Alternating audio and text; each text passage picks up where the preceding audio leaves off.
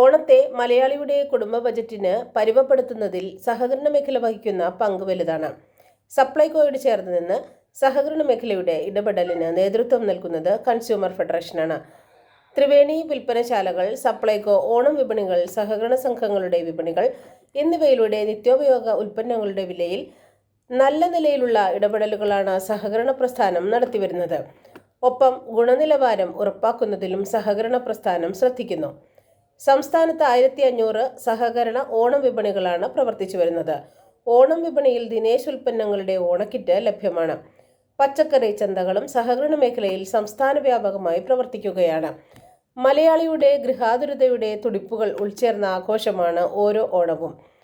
സമത്വസുന്ദരമായ മാവേലി സങ്കല്പവും ഒരുവൻ എല്ലാവർക്കും എല്ലാവരും ഒരുവന് എന്ന സഹകരണ ആശയവും മുന്നോട്ട് വയ്ക്കുന്നത് മാനവികതയുടെ സമഭാവന തന്നെ. കേരളം ഉപഭോക്തൃ സംസ്ഥാനമാണ്. നിത്യോപയോഗ സാധനങ്ങളും പച്ചക്കറികളും പ്രധാനമായും മറ്റ് ഉൽപാദന സംസ്ഥാനങ്ങളിൽ നിന്നും ഇവിടെ കൊണ്ടുവരുന്നതാണ്. പക്ഷേ വില നിലവാരം പരിശോധിച്ചാൽ ഉൽപാദക സംസ്ഥാനങ്ങളെക്കാൾ ഉൽപ്പന്നങ്ങൾക്ക് വിലക്കുറവ് കേരളത്തിലാണെന്ന് കണക്കുകൾ പറയുന്നു.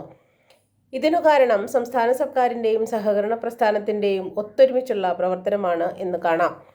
ഓണം കൂടാൻ കുറഞ്ഞ പലിശയ്ക്ക് ഫെസ്റ്റിവൽ വായ്പ നൽകുന്ന രീതിയും സഹകരണ മേഖലയിൽ കാണാം.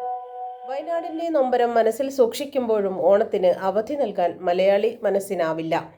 ധർമ്മത്തിൻ്റെ, നീതിയുടെ മാവേലി തമ്പുരാന് കേരളത്തിലേക്ക് സ്വാഗതം. ഏവർക്കും സഹകാര്യത്തിൻ്റെ ഓണാശംസകൾ.